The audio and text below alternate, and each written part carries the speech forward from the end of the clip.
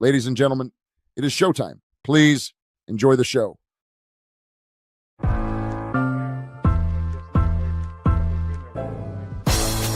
It's the corner where the treats Is this the passing of the torch, right? Is this what this signifies? It comes down to that front office and what they feel is most important. The champ is here. We've touched down from a higher plane. Why you landed here? We always look forward to that week because it was always intense. You know that we ain't coming back. We got you. The man, the myth, the legend, Dante Hall. My favorite player growing up was Dante Hall. I love you guys in the show, but Dante was my guy. Get to dashing because you done on the war field.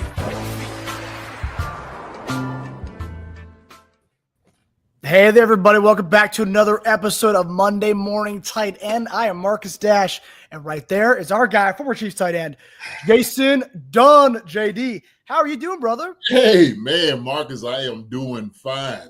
I am doing well, my brother. How are you? You doing all right? Look, hey, you came back from vacation, man. You got a little bronze on, man. You're beaming right now, brother. You're beaming. Yes, sir. Yes, sir. Look at that. Look at that. That's brown. That's Persian brown right there. There you go. There you go. So I knew it. Like I came back, I had gotten me a little farmer's tan and whatnot. And so I'm sitting there thinking, I'm like, I know Marcus is going to come back here, looking fabulous as he is. And you have delivered, brother. You have delivered. So thanks, brother. I got to commend you. I'm seeing some people in the chat here. I was limited Wi-Fi access. I got Wi-Fi 2 of the days. I knew Monday and Wednesday because just in case anything happened with the show, I wanted to be able to be there for you to help out as much as possible as far as texting wise, because streaming it's not happening at all. But from the boat, but you did an amazing job. I think JD, you might have to get an Emmy award for the job you did last week. Monday's show doing a one-man show with the help of some of you guys in the chat, and then Wednesday, producing a show with Sammy Parker. Fucking Bob guys, everybody coming on here now. I think you did an amazing job last week, carrying the weight of the show last week. Man, thank you so much, brother. I appreciate it so much. I've been learning from you. I've been watching the things you do, and now I'm kind of behind the scenes. I'm looking at everything and the little gadgets. It's almost like, when the Wizard of Oz, and you see him and he's doing all the turning and the twisting and stuff like that. And I'm just like, oh, I see how the Wizard's doing it. So yeah, you the Wizard. But I tell you what. I enjoyed myself just doing the show, talking to the good people. And so that was a segment I just put on like, hey, man, I'm going to throw this stream on for people to kind of come in and say what's up. Wanted to see their face. And we got to see a few people, man, that came on the show, some of our family. And so it's one thing to see, hear people and to do their comments. It's another thing to actually see them in their face, right? And so everybody came out. They were beautiful, did a great and amazing job. To the fact, Marcus, toward the end of the show, we're going to do the exact same thing. We're going to open this waves up probably for like 15 minutes. First people to get in.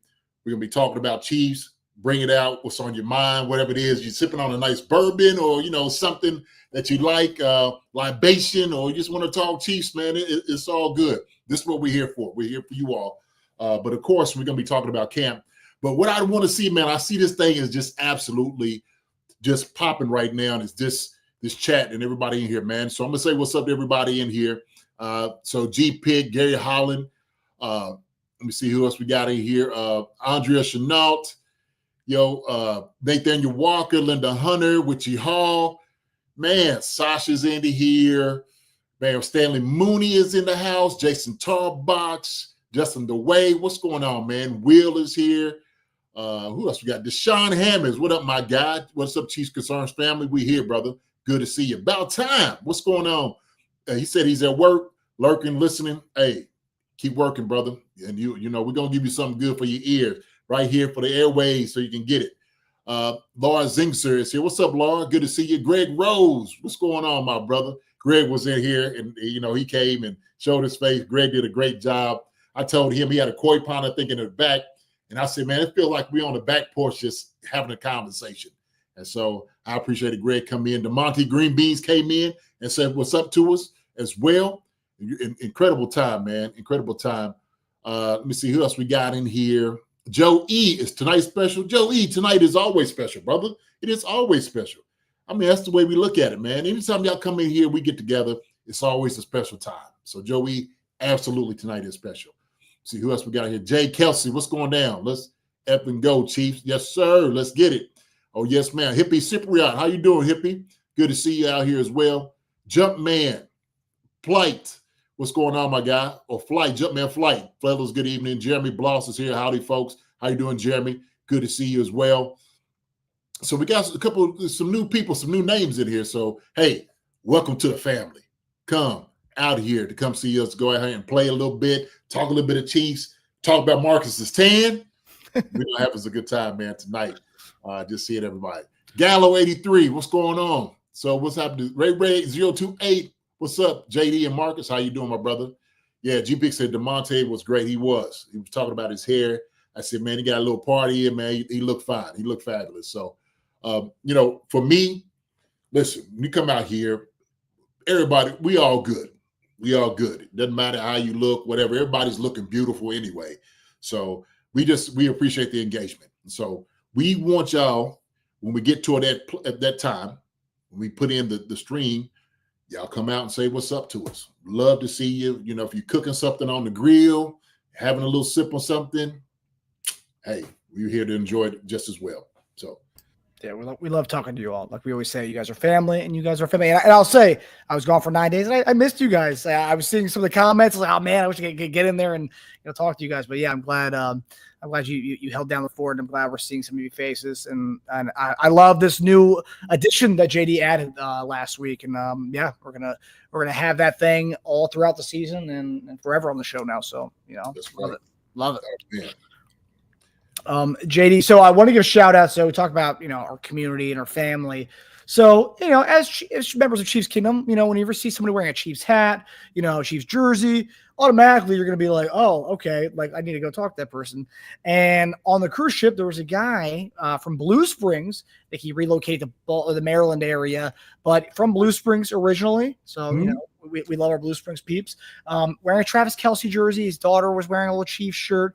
And they're the fans, Travis, Kaylee, and Jana. It's the family. And here is a picture of our peeps that I met on the cruise. Travis, Kaylee, and Jana from Blue Springs. Look at them folks. That's beautiful. Look at them. Oh, man, I can tell they had a good time. I know they had a good time right there, baby. Oh, good. I'm glad you got to meet them, man. You said Caleb. What's the name again? So Travis is the father. Travis. He was wearing a Travis Kelce jersey also. Oh, yeah. Kaylee is the daughter, and Okay. and Jana is the mother. Jana. Oh, that's a beautiful family right there. Beautiful families. So that was good, man. I appreciate that. I appreciate them coming out, man, taking a nice picture of them. It's good to say hi to those people. Hey, glad y'all was able to meet up with my guy to see him. It's wonderful. That is wonderful, man. Look, I told you, man, we travel anywhere. We travel well. We do. That's what we do. That's a beautiful thing. What's up, JCP 4000? Good to see you, man. So yeah, and they're the newest members of our Chief Concerns family there. So Travis, Kaylee, and Jana, hope you guys are doing well post-vacation. Oh, man, that's wonderful. Absolutely wonderful. So that's what we do. We spread the good word, JD. When you're in Mexico, I'm on the cruise, the Chiefs Kingdom vibe, it never ends. It never ends. It never ends. No, it doesn't, man. And so, it's really a good time to be a Chiefs fan. Always been a good time to be a Chiefs fan, but now guys are winning, man. They are absolutely out there slaying everything and everybody. We got the best quarterback in the business, best, obviously the best coach in the business, best organization and team. Let's put it that way. And so we can go run down the line about how the best people that we got, right? And so we're going to do all of this. It's a culmination to come to a Super Bowl, another one of them. So, Marcus, man, we've been hearing some really good things out of camp. I think for us, it's very, very intriguing with some of these stories that we talked about that we were going to get into right before camp started about who's going to do what and who's making progress. And I guess what? There's a few guys' names keep coming up. There's a few guys' names keep coming up, man. So, So one in particular that we've been talking about since the week after the Super Bowl. It's Josh Simmons. So I believe someone commented on Twitter and said JD was one of the first ones banging the table for old Josh Simmons, and he was. Yeah, I think I did see that. I was like, yep, absolutely, 1,000%. So, hey, man, shoot, I think I say this all the time. I say I think Beach and them kind of sneak over here and to get a little glimpse about what's going on, who to bring in and stuff, right? So, I mean, if you're new to the show, they don't call Jason Dunstradamus for nothing. Okay, Mm-hmm. if you're dating back to the beginning of the show, the inception of the show, this man's been calling a lot of things. So, yeah, it's just yet another thing that JD has called over the last 4 years of the show. Oh yeah, that's definitely a fact. Yeah, JD has been a Simmons homer from the start. Yeah, Absolutely. I know talent, man. They've been doing it for a long time. I know talent. You know, it's all right. It's kind of been on mine. It's kind of a little funny. But I seen where I think Monte Teo had made a list of like the top linebackers. I don't know, did you see this? And so he named a number of guys on it. And Nick Bolton was one of the guys. It's one of the top linebackers that Monte Teo said he felt was what it was a great linebacker in the league, and what he thought and what he's seen and what teams need and what they show. Nick Bolton was up there. So, but some people's only obviously they had different guys that names came up that they didn't believe. I think one of them was Fred Warner, of course, was up there as well. But I think he said something. Who was it? And somebody was like, "Oh, he's living back in the late 2000s and stuff like that." I can't think of his name. Played with Seattle. Now he's with the Washington Commanders. So Bobby Wagner. Oh, yeah. Bobby Wagner, yeah. Talking about Bobby, and people just didn't realize how good Bobby played last year. Them jokers didn't see him absolutely light the field up. He was awesome last year. Yeah, like almost in every category, that joker played his tail off. But I thought it was kind of funny how they were sitting there talking about Monte Teo. There's some dude that had made a comment. I was just like, man, like, oh, like Monte Teo knows what he's knows what he's looking at, what he's seeing in certain folks. For me as a former player, I always look at guys, as far as evaluating them about what I think the projection, where they can go, what he, like I said, talking about Josh, to me, it just made sense. It made a lot of sense when he just jumped off the screen to me. And so when I'm sitting over looking at him and the type of talent he has, it was a no-brainer to me. It was a no-brainer. So we just had to see, man. And like I said, it's some good things. And actually, Marcus, I don't know if I said this at the beginning of the show, but I did say I'm going out to the training camp. So I actually plan on being out there this weekend. So I'll probably go either Friday or Saturday to training camp to go check out this whole thing. So it should be a really good time. So if any of y'all up that way those days, y'all let me know. Y'all hit me up. It'd be fun to get in contact with you, see you all. So, hey. That's awesome. Yeah. Oh, yeah. Good time to be there with the guys. Get the pads on now. You last week the patty cake stuff. Leave that. I'm gonna come up there this week when there's pads. So there you go. JD's coming up there when the pads get on. That's when JD comes gets into the fire. Yeah. Yes, we'll be ready. So JD, let's talk about Josh Simmons a little bit. You sent me a soundbite from Matt Nagy. The second soundbite was the one from him talking about Josh Simmons. JD. Say it again. I'm sorry. The second soundbite you sent me, was that the one he was talking about Josh Simmons, or was it the first one? Yeah, I think it was the second one. The second one, okay. Yeah. All right, so we're going to get into some Josh Simmons film from today, but also Matt Nagy did talk about Josh Simmons. So here's Matt Nagy talking about Josh Simmons, and we get into the Josh Simmons talk. And I can't wait to get into the Josh Simmons highlights from the past few days. So let's hear Matt Nagy talk about Josh Simmons. Yeah. It's a mindset, and it's been good.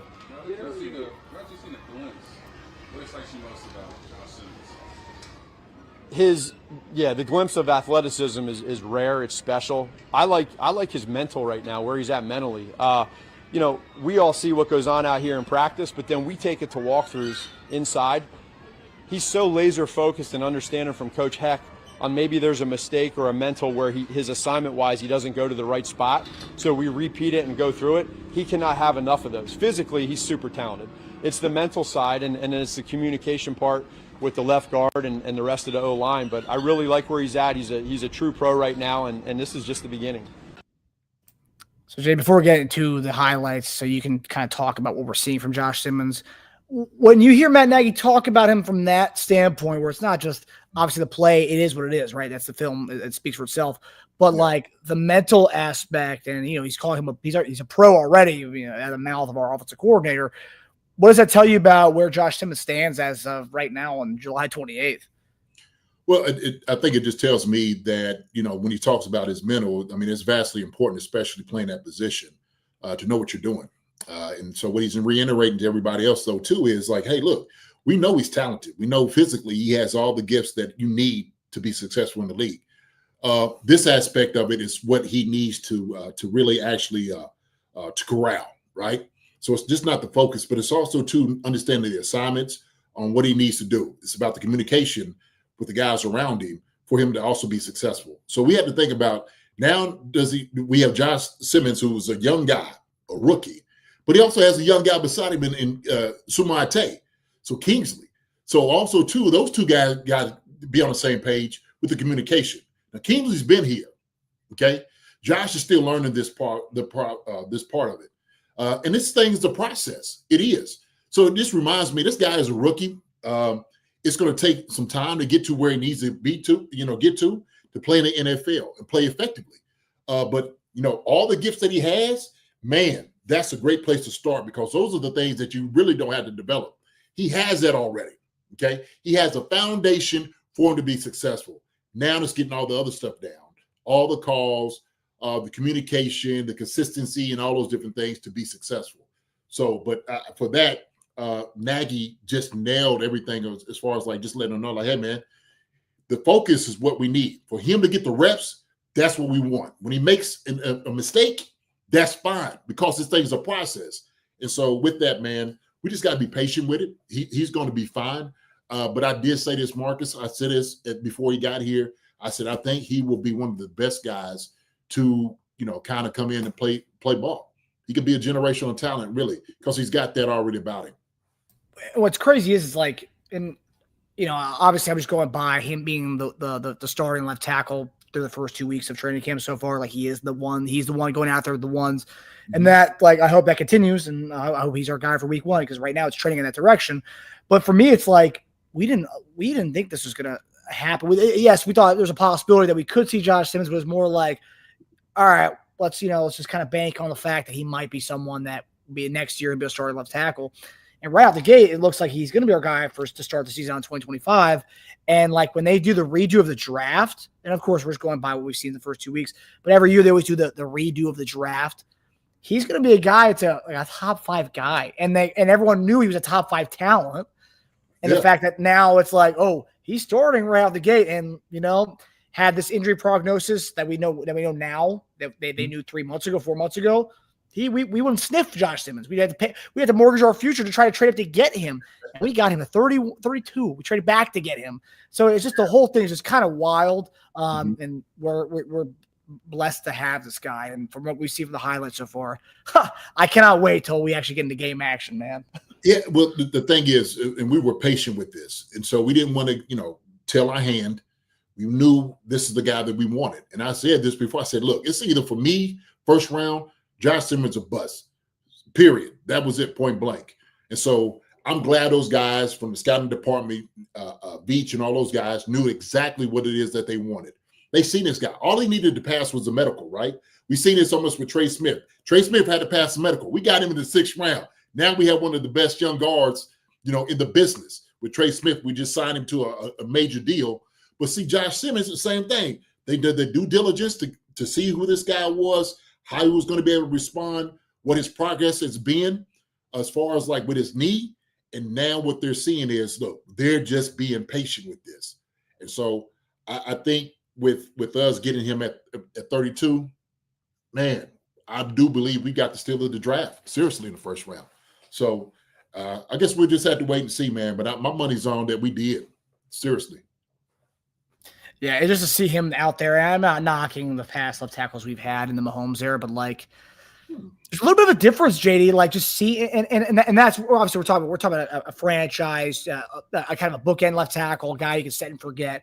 We haven't really had a set and forget guy, so I'm not really knocking the other guys. I just think that I think you and I are on the kind of same wavelength where he is the franchise left tackle, which we haven't had a franchise guy. We've had guys like he's not bad. Yeah, he has his quirks, but like it's plug and play. We can go with Orlando Brown Jr. Yes, he's got his his cons, but now it's like no, we have a guy, and if you watch and we'll get into his highlights. Just seeing him out there, man, it's like that's a dude, and we haven't had a dude at that left tackle spot in years.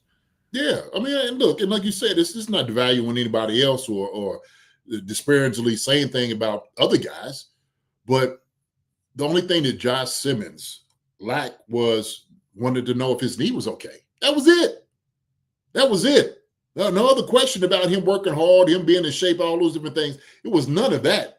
It was always about, man, is his knee okay? How is he coming about? And for them, and this is what I believed also too, Marcus, I think it was practical to go ahead and take a chance on a guy that even if he was like, look, if he had to sit for the first year, we're fine with that. Why? Because we got Patrick Mahomes for a number of years. We know with a guy like this, if he is healthy and we know that physically can do the job, hey, that's an easy decision and choice to make. And so they made it. And so what we do see right now is, and you'll show the highlights. He has amazing feet. That sucker is so powerful. We heard Travis Kelce talk about when he was just in walkthrough, how he was just holding Travis. Travis like, yo, this is a scout. This is a man. This is what this is. He's coming out of college, but this joker right here is strong. And so Jason Kelce was just talking about some of the things that he heard about, the things that he's seen. Somebody had said there, like was saying, they're shocked that he don't have anything on his knee. So the healing process has been working. And just, hey, knock on wood, he just stays entirely healthy. If he does that, man, shoot, we're going to be fine. We're going to be absolutely fine. And that's his comment here from JCP. It's a testament to our training staff. The injury Simmons is coming back from his health and injury. It is a health and injury. And yes, the training staff, they just got him a couple months ago, right? And like they've been doing what they've been doing with him. But let's give him some credit too, Royce, because to go from that transition from college to the NFL, where like he's probably went to a million different trainers, a million different doctors, like doing his own work to get him to a point where he is in that like, okay, like, hey, the Chiefs staff can like take him to that next level, that next phase of recovery. So like, I give him credit too, man. That shows you dedication and, a guy who wanted to get back on the field, and he was doing that with his own will, and I got to give him credit for that as well. Absolutely. And so like you said, whatever staff he was working with before, he was making progress, because if he wasn't, then it was like, okay, is his knee okay? We're going to take him. But he was putting in the work, man, to get himself ready to get drafted. And so, hey, like I said before, that's just a pat on the back that we had to give Veach and those guys on being patient and saying, look, this guy's going to be okay. He's going to be fine. And like Joey says, Simmons stay healthy, he will be a top left tackle. No question about it. I agree with that 1,000%. So, yes, sir. Yes, sir. Yeah.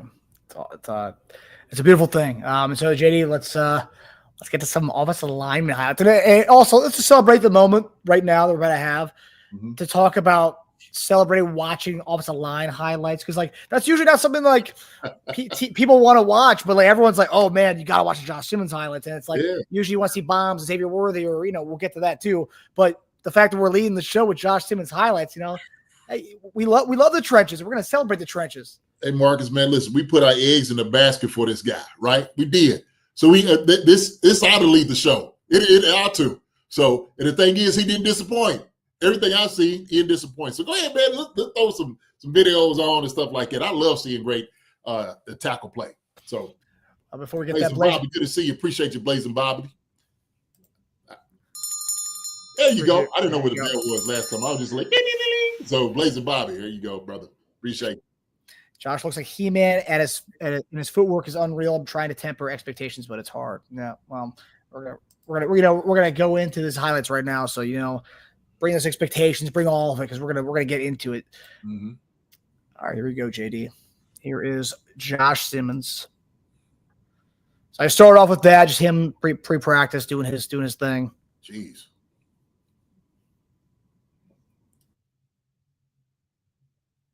Wow. This is the highlight of the day, throwing gelati. Get out of here.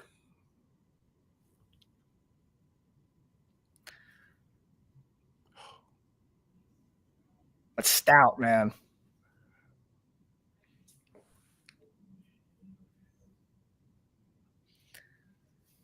Oh, man, who's bringing the heat too on that?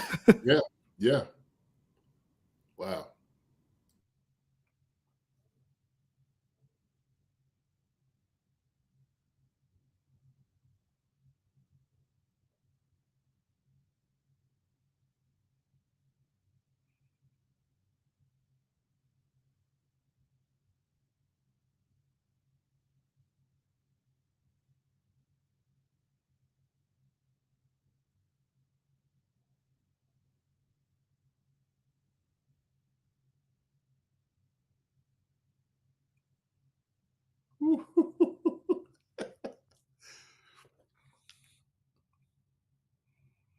Look at that. Look at that. Look at that. Oh my gosh.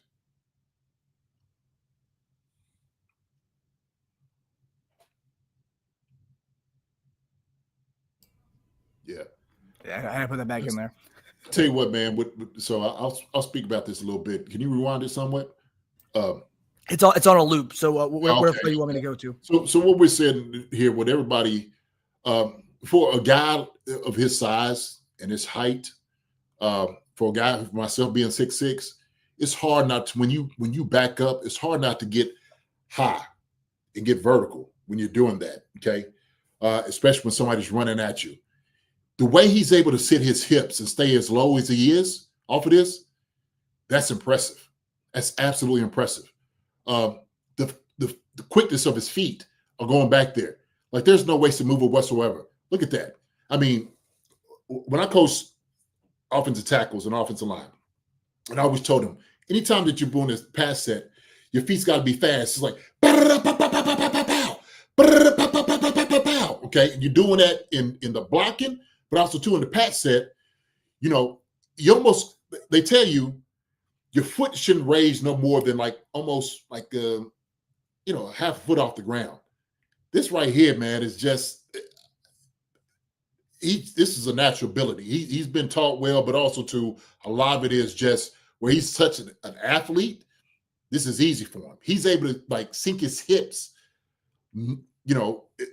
without really being coached like that. You almost got to teach guys, sink your hips, stay low, and guys push you back. He is sitting over here, I wouldn't even say absorbing the blow. He's giving it out. Like they can't even get through him. That's the point. Same thing right here. Manhandler right there, man. Yeah. I mean, he's covering a guy up right here. Like you got a lane to run through. He's finishing and whatnot. I mean, he's coming off quick, eyes on the guy, the way he's striking him. Same thing like right here. Somebody got on his last side, but this is textbook. This is what a veteran tackle does in the NFL. So even if a guy is on his outside like half his body, which is always the hardest thing to kind of recover from, he's so strong that you're still not going to get around it. The one he was just a single guy when you showed him by himself, man, you see his arm and that sucker's man right here, that his trap, tricep, this sucker's tricep, man, looked like a daggone horse kicked it. I mean, this dude, he's got all the tools. All the physical tools is what you want. Look at that. I mean, his feet, man, are flawless. They're absolutely flawless. I can't reiterate that enough. I mean, look how he's just sitting there. Look at that. Look at the quickness that he has and just ready to engage. This guy right here is not even getting close to sack and pat. Same thing with Gelati. I mean, Gelati's coming out pretty fast. This is a pretty good rush by him, but at a certain point, it's like, what do you do? He can't do anything because Josh is so strong. Look at this, man. I mean, this is Menahu. We're saying this ain't chopped liver. This is Charles Menahu, okay? And I know at a certain point, these guys are kind of taking care of each other at a certain, what I'm saying? Now keep going. It's like, okay, right here is where it's done. And I'm gonna tell you what, okay? Here's the truth of it. Menahu's learning who he is. And guess what? There's going to be some times, men, who's going to get him. There will be. It's what happens. But just to see this off the bat, that he's already there, like from his athletic ability, athleticism, to get in front of him and then engage with him by the punch, man, he's going to win more than he gets beat. That's for daggone sure. But I'm telling you, man, the way that he's able to move his feet as quick as he's moving it, no wasted movement. He's not behind as far as like in his pass set. He's not trying to catch up. That's tough to do, man. That is tough to do with guys that's just coming into the NFL. And I'm telling you, Marcus, this is exactly what I saw coming out of college.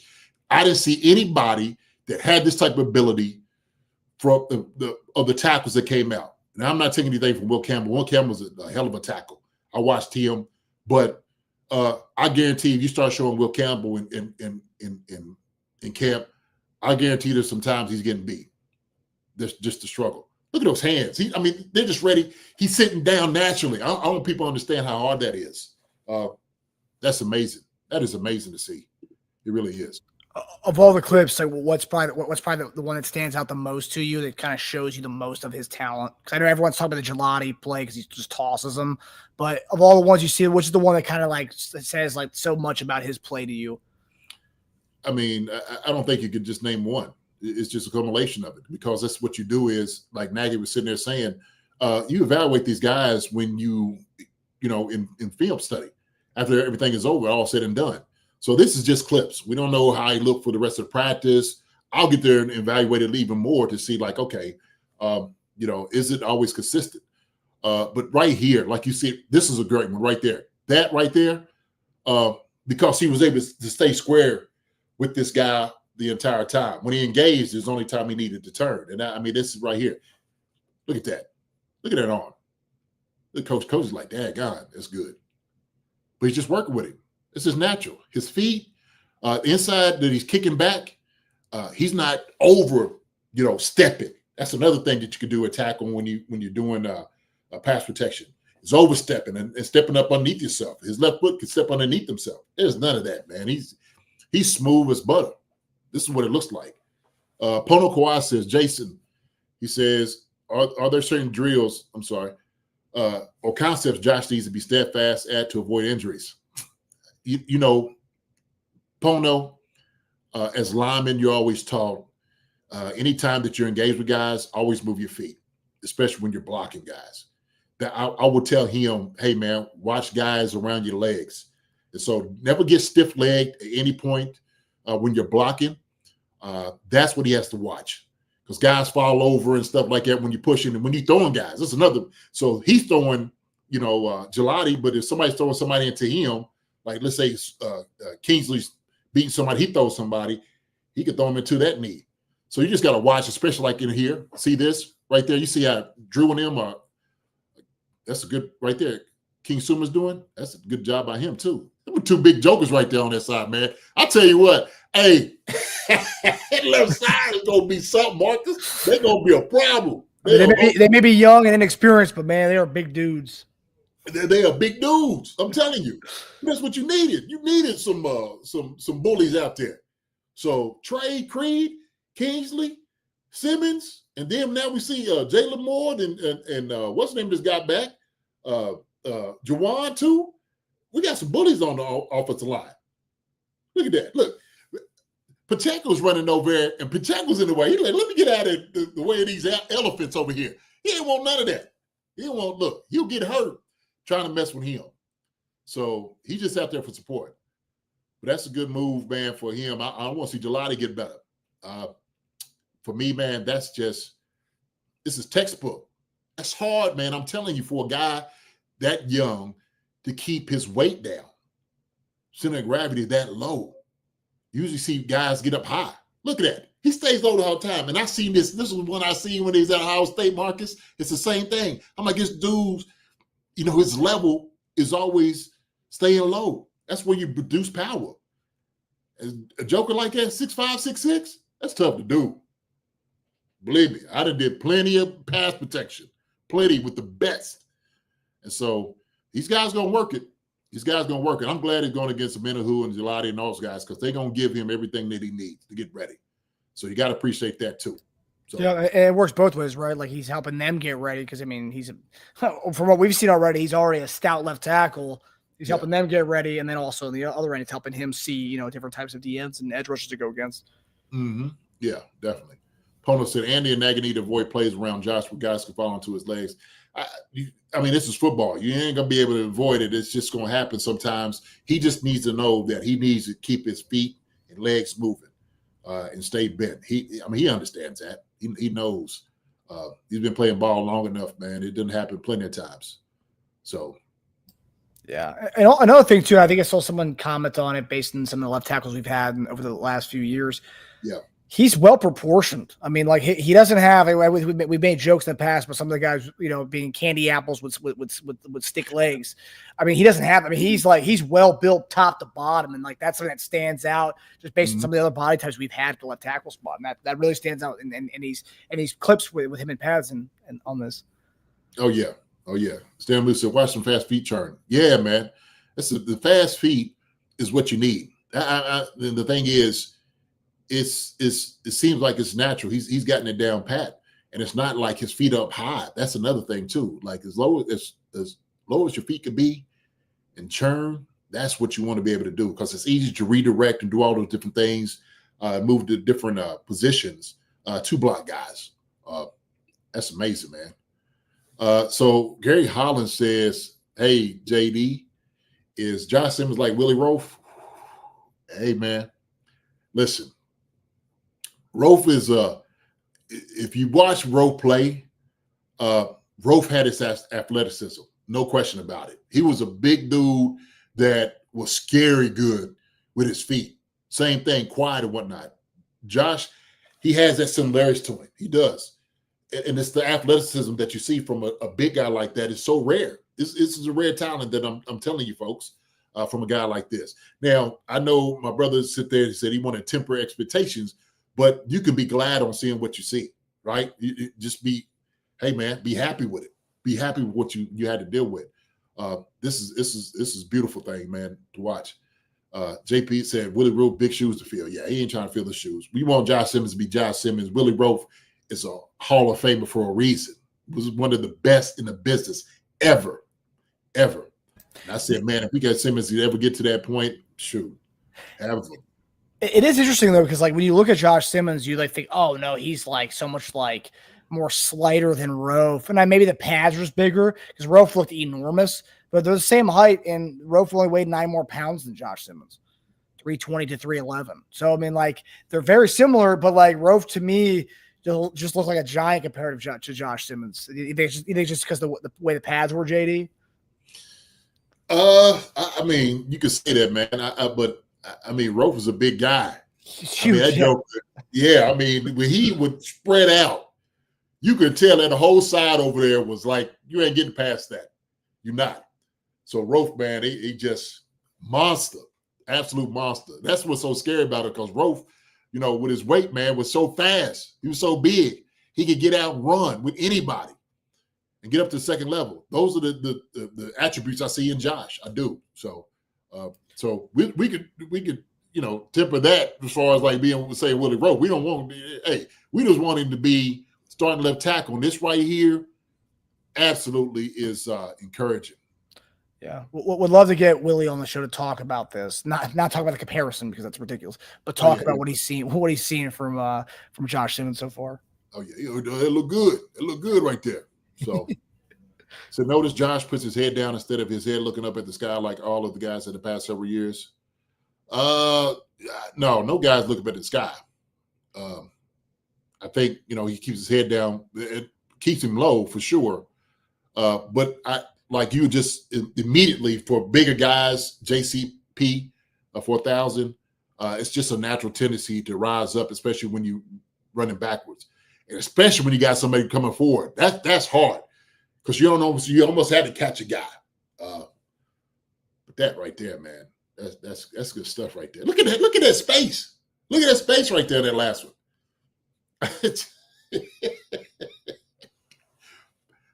I want to see some guys try some inside moves on him. Let's see how that's going to look. So I Right, think the fact that Pat's not gonna have to worry about his blind side as much as he's had been, like just escaping, just feeling the pressure. I mean, that's just forget about all the weapons we're gonna have the skill players, but if we have a guy who can be back there to block and actually Pat doesn't have to escape and leave the pocket as fast as he has been. I mean, that's gonna open up things so much more. I mean, you can have Justin Watson out there. You can have other guys out there. It doesn't matter who his receivers are. He's gonna have time to actually do his thing, and that's exciting in itself. Yeah, absolutely, no question about it. It changes things, dramatically changes things. So I love that right there. The guys are taking care of each other as they should, man. The guys are congratulating him because he looks good, man. He fits right into what we do. Perfect. So, yeah. We had a question here from Bradley Sexton. Are you surprised that Joshua Simmons has played so well at training camp and against our top pass rushers on the team? No. Not at all. He's Bradley, and the reality is, like I said before, there's going to be some times he might get beat. Sometimes he's still trying to figure out twist and communication and whatnot. But as far as him playing well against our, it's going to be like that, I think, all year, to be honest with you. So it's not going to be shocking at all. This is a level of talent. Just call it what it is. So, yeah. It's now that Josh Simmons was talking about tackles a little bit. And we will probably get into this more on Wednesday just to talk about the other side. But are you surprised that there is the Jalen Moore, Jawan Taylor rotation on the other side, where a lot of people thought that was going to be, you were going to see more of the Jalen Moore rotation on the left side. You're seeing that more so on the right side now with Jawan Taylor. Are you surprised by that? No, Jawan's been hurt. He started on PUP for a reason. So, I mean, that's natural. I don't see anything wrong with that. The good thing is, because Jalen Moore is a starting tackle in the league too, man, we good. We good, Marcus. Shoot, before we scratching the head, we looking around like, who's next? You start looking around, and then the guys you're looking at, them jokers start looking around too. They start turning their head like, ooh, I don't know, coach, you looking at me? So, no, we don't have to worry about that, man. We got some really good guys, man. Wanya Morris is there too. Ethan Driscoll. When I get there, I'm gonna start evaluating guys, man, and checking them out to really see what guys are doing. And I can only do that while I'm there. Clips are great, but then when I get to get in and get into my coach's mode and see everything, man, it's gonna be a whole different thing right there. So, agreed. Yeah, and like Laura Zinser says, I'm fired up because this is the beginning for Simmons. He will get better. And yeah, it's like we're talking about. There's a guy who is coming off a bad injury, which he's probably. I hope he's close to 100%, but he's probably not. It's also a mental thing, JD, as we've talked about before. He may be clear as far as obviously he's clear to practice and whatnot, but he's also got the mental aspect too, and that usually can take some players some time to feel like, hey, like I am right. I know I'm right. I can play and go out and ball out there. And he's looking like this, where a guy's probably not at peak health right now. Yeah. This is crazy to see how good he looks out there with a guy who's like not 100% probably, but like, man, can you just wait to that? Well, I think when he was talking about that mental part, what Nagy was speaking of, is it's just not picking up, the entire offense and the blocking schemes, the protection, the run game, and the calls. It's also the part of him knowing that my knee is okay to do all these things, right? He didn't have a sleeve on, which is just shocking to me. I mean, I would just wear a sleeve, and then, even if my knee was okay, I still wear one. But I think in his head, he's defeated that already. I think he's like telling himself, like, man, you're fine. And it had to probably be burrowed into his head, reiterated, and him doing that type of work mentally to say, I'm ready to do this thing. And so when we talk, hearing reports of him, in OTAs, like, hey, man, he's going to start. I'm like, geez, okay. So it's very encouraging, man, just to see this. But even with this, Marcus, you still had to monitor to make sure, like, you don't wear it out. Don't keep taking chances. And maybe they will. Maybe, you can't. Obviously, it's just like, hey, man, at some point, you got to do this, right? Why not do it now? So I love this. I absolutely love this, man, because this is just showing us the good things to come. And like you were talking about, when Pat is sitting back here, and we'll talk about a little bit of that when Nagy was sitting there talking about Pat and some of the things that they've been doing. It makes a lot of sense because you needed to protect 15. You needed to, and this was the time to do it. This is the time to do and get a generational talent like a Josh Simmons, right? And I'm not afraid to say it. Like I said, man, when I was thinking of an evaluating this guy, I said, shoot, he's the guy for me. He's the guy. All about his other. I said, I don't know what to do with Oregon and everybody else y'all keep talking about over here. My evaluation when I'm seeing this guy work, Ohio State, it is clear to me who's the best tackle in this draft. Medically, if he gets past it, we good. Yeah, and arguably, I remember we were talking, we were arguably saying he could be the best player in this draft. And it's like you could potentially get one of the best players in this draft and talent in this draft. At 32, you take him. And we were even talking about contemplating trading up to get a guy like that. Because, I mean, a talent like that doesn't come around so often. Like, and where we are at every year going to be 29 to 32, well, you're never going to get a talent like that at 29 to 32 unless you trade up. But in this case, in this year, we're lucky that circumstances kind of went the right way for us. Yeah. I agree with that. So, Sparkle Sports Card, what's going on from down there, down under? What's up, Sparkle Sports Card? Was sitting there saying, hold on, I think the key for Josh's readiness in training camp is the work he was doing there. Reed said Josh was doing before camp started. Yeah, for sure.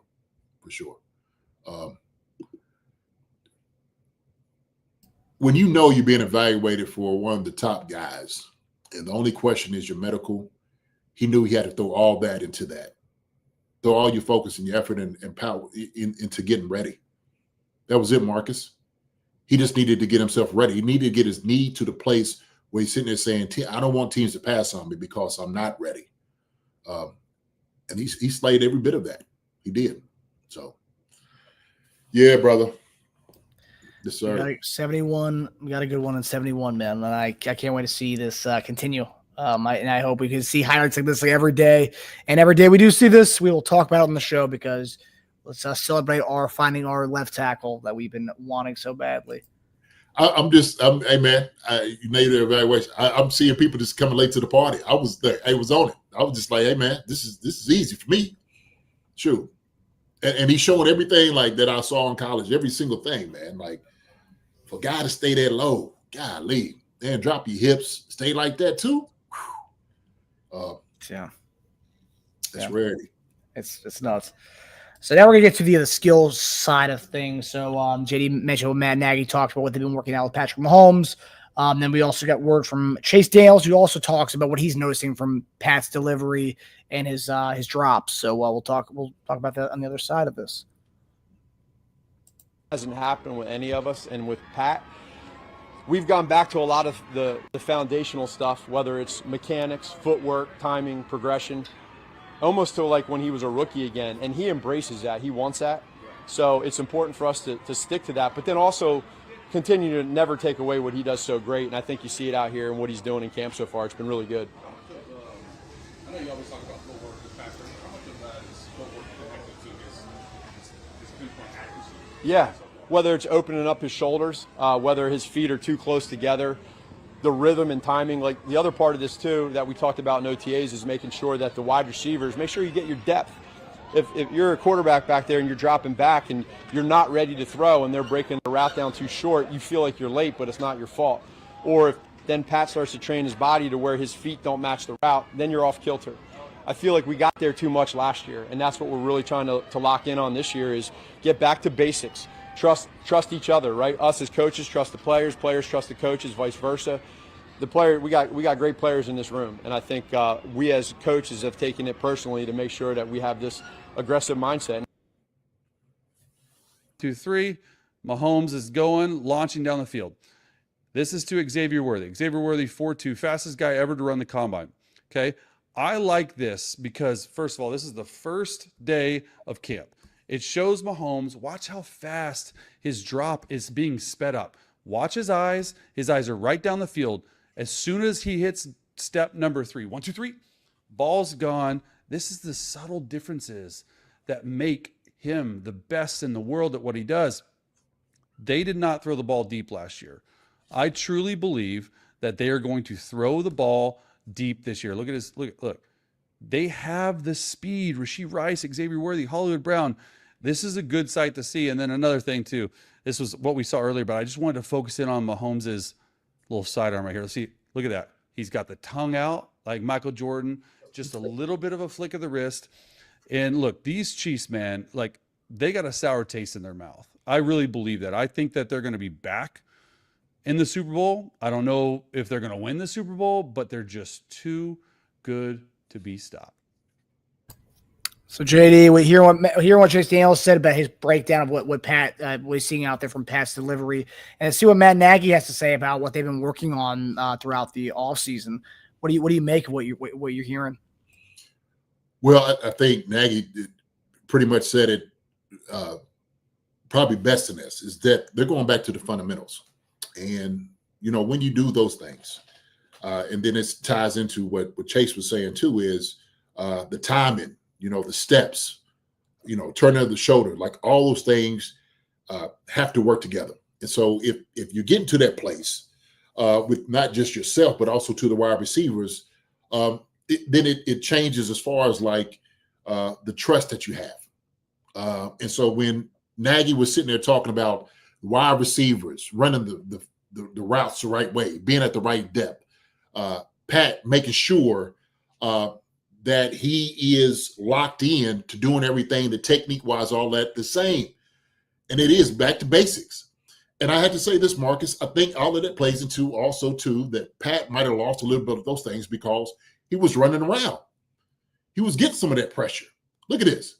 Sitting back there not worried about who's going to be on your backside, who's running in, who's going to be at your leg, like all those different things. Now he could just be back there and just sling the ball. That's it. He could do what he does best. And so his eyes are down the field. You don't have to feel the pressure running around. I don't want to see Pat take it off running as much as he has, even though he's one of the most effective runners with the football as a quarterback, underrated, if you will, probably the most underrated guy in the NFL. But I want Pat to sit back in the pocket and release the cannon. That's what he needs to do. He's got wide receivers that got absolutely world-class speed. I seen Hollywood Brown sitting there talking about it. Man, I think Hollywood Brown is going to have one hell of a year, okay? I really do. I know we're talking about Rashee Rice and Xavier Worthy, but I think Hollywood Brown, he is the one you're going to have to watch out more so than anybody else, seriously, because we know what he's been able to do. And he's in a real offense now, missed it last year, that it can go out here and like, hey, man, I'm just going to let it all fly. Now he's got Xavier Worthy runs a 4.2. Hollywood Brown is probably, you know, a high 4.2, 4.3. Look at that. Look at that route right there. If they run at the right depth, Pat don't have to worry. It's trust. He's going to have trust in his receivers. He's going to have trust in his offensive line, and he can do what he needs to do. Now he has just worried about his fundamentals and technique just being sound. We understand defensive coordinators know they're going to throw the ball down the field. We know this. It looks great in camp. Our defense has to run what they run, okay? Because everybody's not going to have world-class speed what the Chiefs have. And so what Spags is doing, and I want everybody to understand this, we're not playing our team. Spags is getting ready for all these other teams. Do you see all these other teams that we're going against? This is Spags getting ready for, okay? We got to be able to run our stuff, okay? It's not about beating the Chiefs in camp. We don't play ourselves. We're getting ready for all the other guys that we're going against. And nobody has our type of speed. They just don't. So other teams are looking at us, and they're saying, we know they got Rashee Rice, Xavier Worthy, and Hollywood Brown. They know we got speed. Hollywood Brown said it. This is not no secret. It's not a secret that we got speed all around. Guess what teams are going to do? Teams are going to be sitting back there in coverage. 7 deep, 2 deep. That's what they're going to do. 2 high safeties, they're going to make sure we don't get behind them. And now Hollywood Brown said, he said, man, if you're not backing up, we're going to beat you. But this is what we need to see. You see that route right there? That route right there is where we're going to win. We see Xavier Worthy run a comeback with speed. That's where we're going to beat them. Same thing right there. That's how we beat teams. We let them back up. We're going to get you straight out of your back pedal. That's what we're going to do. And as soon as you start playing that, hey, we're going to hit you underneath. Now you got to play, okay, well, shoot, they're not going deep each and every time. Now that's where we hit you over top.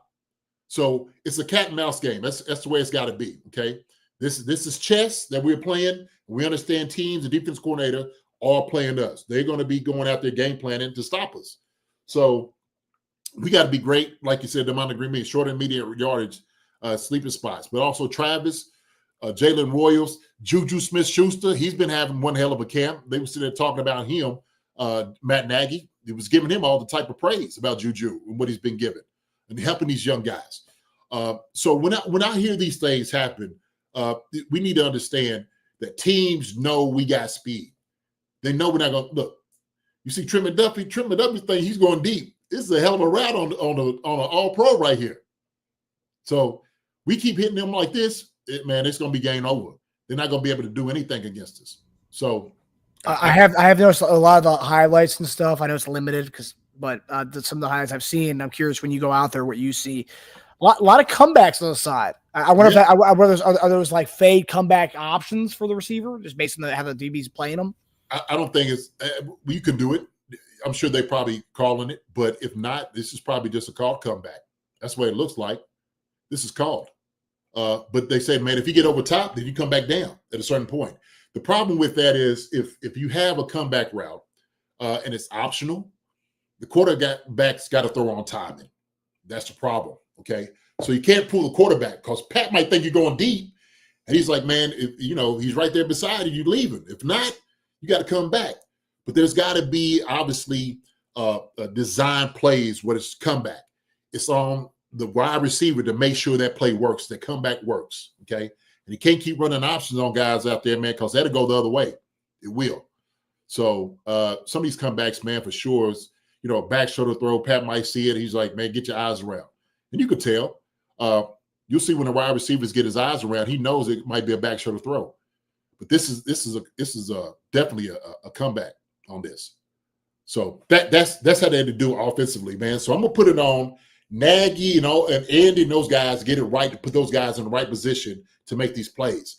The wide receivers, patting those guys, as soon as they get the timing down and the routes, it's gonna be perfect, man. It's gonna look beautiful. This offense is gonna look wonderful this year.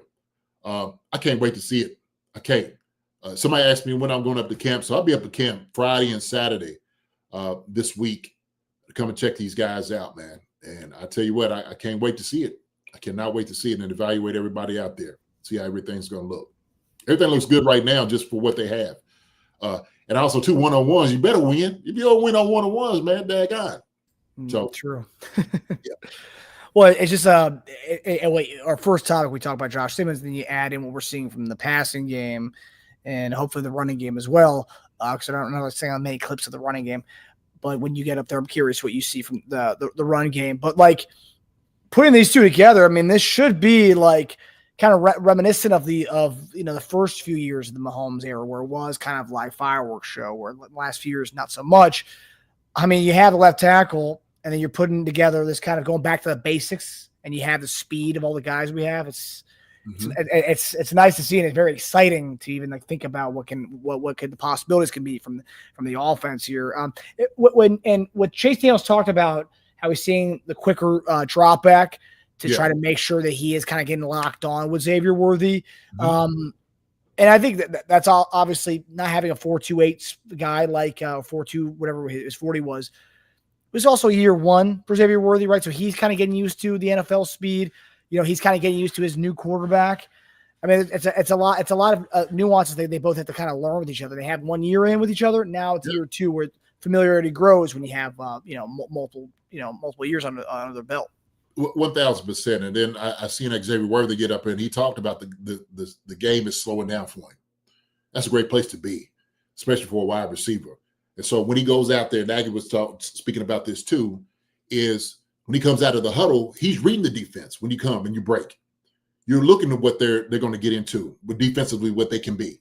The younger guys like Jalen Royals, Tyquan Thornton, and those guys are still trying to figure it out. They just trying to get lined up right. These guys has been in with Pat, like Hollywood Brown, Rashid, and now Xavier Worthy, where the game has slowed down. Dangerous, absolutely dangerous now. Because what? now I see the technique guys are going to try to use on me. Now I know how to defeat that and getting open. So sometimes when we see certain film, and sometimes I hate seeing it, is when you got a guy on one-on-one or it's just one-on-ones, you may not have that much time to run a route like you want to run, right? And so that can skew how things really look. But you're always practicing timing on this. This right here is great timing. Look how he's running. Release, bam, ball. There it is. I mean, you can't stop that. You got Trent McDuffie on you. You can't stop it. You can't stop it. So same thing. Look, this right here, another comeback. Because he had him beat deep. He could have thrown him deep, but this is a comeback. They got to work what they got to work. And it's all about timing. Same thing. I think Mike Edwards trying to get on for Xavier Worthy. They got to run their stuff. It's beat deep. Look at them, man. They're going to be in the end zone for quite a few times this year. So waiting patiently for JD's full report and analysis on the Chief, which is his eyes more than any other Chiefs content creator. Hey, man, like I said, I've been doing this thing for a long time. So I can't wait. I can't wait to get out there and actually see it. Sometimes I hear guys who are talking about, the defense is getting beat. I'm like, what do you mean? What are you talking about the defense is getting beat? Look, we can try to do things on everyday basis. Obviously, you're going to have some competition and challenges. But Spaz has got to run his stuff, man. He's like, hey, man, look, we got to get ready too. So I don't look like the guys getting beat. Trent McDuffie sit there and said the same things about some of the guys. I'm just like, look, man, hey, look, they can get beat all they want to. We just want the defense also to work their technique. This is how this works. It's a team thing. So Trent McDuffie ain't gonna see Hollywood Brown or Xavier Worthy on Sunday. He's not. He's gonna see everybody else. He's gonna see everybody else up on here. Let me see who we got, Marcus. I'm just gonna look on the list about who we got. So he got the whole Chargers. Okay, they got a few people. Ladd McConkey, Quentin Johnson. They got a few guys. Philadelphia, woo! Now they're getting ready for that. AJ Brown, Devontae Smith, they get ready for them jokers. Okay, so we can go over and down. Ravens, come on. I didn't even say the Giants. Jacksonville, Detroit, right? We got some dudes coming in. Okay, that we're going to be playing this year. All right. So they getting great work with these guys up there. Great work. So for these dudes, man, this is what I appreciate so much is the guy that's going across from you. That's why you want to go against the best so they can get you ready because you're going to be going against the best out of here. We know that. We stacked, man. We stacked for this. So let them get their work. Let them get their work. So. Yeah, even right here, like we Josh Simmons, we were talking about him last segment, but like here, let me see if I can get that right here. Simmons holds his own with momentum right there. I mean, Pat gets it out of his hands quick, but he holds his own there quickly. It's good, yeah. And when I was sitting there talking about Nagy, going back to that as far as them getting the fundamentals and stuff down, let me go ahead and say this again. Part of that might have been the issue and the problem that he's at his fundamentals because he had to run around. He knew he had pressure on the other side. That does something to a man, especially a quarterback, when somebody's bringing down your neck. So, hey, man, we got that left side, man, sewn up. That's good. Now he could do this all day. Ball. Exactly, yeah. You could go back to the fundamentals knowing that you have it kind of locked down on the left side where it's like you kind of have to – create magic sometimes. Maybe you don't have to do that as much this year. It's right. 100%. 100%. He could do more of this. Ball. Touchdown. Strike up the band. That's how it works. Yeah. I love the release there, the kind of 3-point shot, but like slightly underthrown there a little bit. Which goes against what Chase Daniels was talking about. Oh, yeah, it's all good. It's all good. But Chase Daniels sitting there saying, like, Pat got to get it out of his hands, man, because them jokers can run anything down. And so we seen part of the time, right, that they were just off a little bit. But now they are ready. They're ready. So, yeah, Chase was on it. He knows. Shoot. Yeah. Look at that route, man. That's a beautiful route right there by Worthy. Yeah, and that's another thing too. It's like everyone was talking about him being a one-trick pony last year when, like, I remember we drafted him. You were like, "Well, no, he He ran a lot. Look at his route tree. He ran a lot more than just deep balls in Texas. And then we're seeing the route tree kind of expand, and we're seeing it more this year. I mean, I think I saw Pono asked a question about if Worthy should be more of the McCole Hardman type role, and I don't agree at all. Yeah. Hey, Jason, wouldn't it be more effective to keep Xavier in the McCole Hardman role, keeping him shallow to break those deep zone presses? He's got a lot more to his game, man. Yeah, man. You can't put him in the box. Pono, I think with these guys, they're all interchangeable. Every single one of these guys could do slide, X, Y, whatever you want to. I mean, you can put them anywhere and run any route. That's the beauty of this. You got somebody who is without a doubt, who's certified, validated in Hollywood Brown. Okay, Rashid Rice has done the same thing. We've seen that in year 1, year 2. Being top of his game, and now we got Xavier Worthy, who had a great year last year and is just getting better. And so when I hear about these guys, all these guys are friends. All these guys want the best for each other. And we add on Juju Smith-Schuster, right? And we add on Royals, okay, who's learning from these guys. He's trying to learn up how to get that. Sure. We talked about maybe Nikko Remigio. We talked about maybe we're sitting over here, take Taekwon Thornton, right? We talked about these guys. So 3 amigos right here, man. I'm telling you, it's going to look like an Olympic track meet. Look at that. Yeah, and I agree with what you said. I think you think Hollywood Brown's going to have a big year. Yeah. Even with take away Rashid Rice's suspension, right? Like give him 2 to 4 games, what they're saying. Even with that, it was instantaneously, as soon as free agency happens, he signs back in Kansas City. He chose Kansas City, for instance, last year right away. Mm-hmm. During the Super Bowl game, Mahomes and they were like, well, don't worry, we'll get back to it next year. He wanted to come back because there's something about this offense that excites him more. It will showcase his skill set where he went with Arizona the last few years. It was kind of a disaster.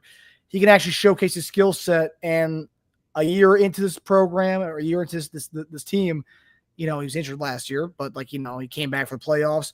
Year 2 is that familiarity aspect that Xavier Worthy's going to have, and that Hollywood Brown's also going to have. And that's something that's just like have that familiarity of the playbook and the scheme. Yes, you got the mental right, and you also have the familiarity with your quarterback, and that's also going to pay off dividends as well. So, yeah, honestly, I mean, we're looking at a team that could potentially have 4 1,000-yard receivers. I mean, really. Yeah. No, as Joey says, with Chiefs wide receiver talent, should Patrick throw for 5,000 yards this year? Absolutely. That is a doable task. Not to mention this with the wide receiver. We talk about tight ends too. That's why when I was talking about Kelsey as one of the receivers. But yes, exactly. Oh, yeah, of course. So I mean, shoot, backs out the backfield. We know they're gonna get a lot of work. But the thing is also too, Marcus, and let me keep saying this over and over again. What helps that out? Run the football. Run the rock, man. That's what's going to help that out. So you could drop 7. Go ahead and let our running backs do their business. But we should go up there and start slaying teams, man, left to right. All these defenses that's coming up, we should be able to slay these guys and do what we want to be able to do. With the type of talent that we have, we can put these guys in the ringer, heads on the swivel. They don't know what to do. They can be running. We're gonna have DBs heads just turning and stuff. I'm telling you, this is gonna be shaking knees. You're gonna hear knees shaking in the stadium, and it ain't gonna be the cheerleaders. Okay, there's gonna be those suckers right there running DB. That's what's gonna be happening. Yeah, shaking knees and hip shaking and stuff. That's gonna be the guys out there that needs to cover these dudes. Shoot, can't wait to see it, brother. Can't wait, man. You mentioned a guy when you were talking about the receiver room, a guy that we've been a fan of on the show. He's become a kind of fan favorite of the last few years. When people were talking about Justin Ross, Sky Moore, people were talking about this guy, and it's Nikko Remigio. And Dave Tobe talked about him the other day and gave us kind of a little insight as to what's going on in that punt return room. So here is Dave Tobe on Nikko Remigio. I'm excited about Rashard. He keeps getting better and better. Didn't do it a lot in college, so this is it's new for him, but he's really a good catcher, and then obviously Nikko just keeps getting better and better every day, and he doesn't make any mistakes. He'll catch every ball. He's dependable. And Worthy, he's working back there as well. that's going to be a big question whether I can use him or not. Obviously, I'd love to have him back there, especially in certain situations, because he's that guy that can really be dynamic with his top end speed. But obviously, it's all going to depend on what's going on with Rashid. So, and then other guys that are in there are all doing a good job. They're all working hard. And it's going to be it's going to take the preseason games to make a real good judgment on that. But right now, Nikko is far and above everybody else right now, just because he just keeps getting better. So far and above everyone else, JD. I know he mentioned Brashard Smith. He mentioned Xavier Worthy, of course. Who wouldn't want to have Xavier Worthy back there?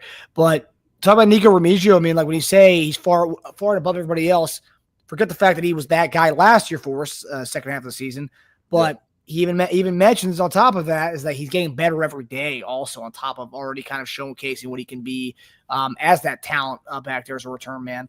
What do you make of that? And do you think this is we said it's going to be his meal ticket to making the team, but do you think we're kind of trending towards lock territory for Remigio to make the squad?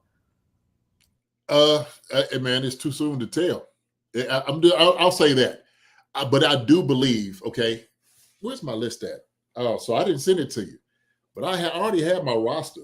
I already got it. Did I have it here? Where's it at? Oh man. Now, is this draft one of the roster, or is this what you think is going to be, and that's you're set and forgetting it? I'm set and forget it. I think this is what's going to be. So, my guy, let me see, and I think I have Remigio being one of the dudes. For me, for what he gives, he can be such a dangerous runner and return man. We've seen that last year, like you said. I don't want to see Xavier Worthy out there returning kicks if you don't need to. Now, look, I get. Now, hold on, wait a minute. Now, let me say this. Let me say this though, Marcus. Okay, I want to be very clear on this. Xavier Worthy can absolutely do it. Like he was saying with Rashid Rice, who may not be there, Xavier Worthy is going to get a lot of time at wide receiver. Okay, so we need somebody to take care of all of that while Rashid is out. While Rashid is out, we need another guy to take care of. Remigio fits the bill perfectly. And if he comes out there and does exactly what we think he can do, what we seen last year, man, it's going to be beautiful for us. In certain situations, special occasions, Tobe is sitting there thinking, I'm going to draw something up for Xavier Worthy to be back there, right? And teams better beware. Buys beware. If you see one back there, and if you don't sit there and say, we need to cover this guy, he's going to go hit his head on the goalpost. 81 can do that too. We got a few people. Brashard Smith, we was talking about him as well. Brashard Smith's going to get a lot of work, man. I'm telling you, he's another guy. Man, where's my roster, Doc? That guy that I know about it, guy with me. What I do with it? But I think I got him as making a roster too on the 53. He's another guy. So, like you said, their end is going to be special teams. That's what the end's going to be. So, Remigio, if that's all you need to do this well. As long as you're doing this too. He runs a great route. It's a great route, great hands. Shoot. He's shown he can catch the football. We know that. But we're looking for him to feast special teams wise. He just got a drive about him that he's going to make it. That's what I love about Remigio. He's sitting there saying, I can play with all of these guys. That's where he's at. So for me, when a guy has that type of attitude, and he's shown it last year, and all he's been wanting to do is have opportunity and chances on showing what he can do. I'm telling you right now, that's the guy that you need on your squad. He understands the culture. He's been around this winning the winning season with these teams. He's got it. He knows this. This is his. He's saying right now, this is my spot. This is why I win. This is it. So when he's head and shoulders above everybody else, Remigio saying, I got to be the return guy. That's got to be mine.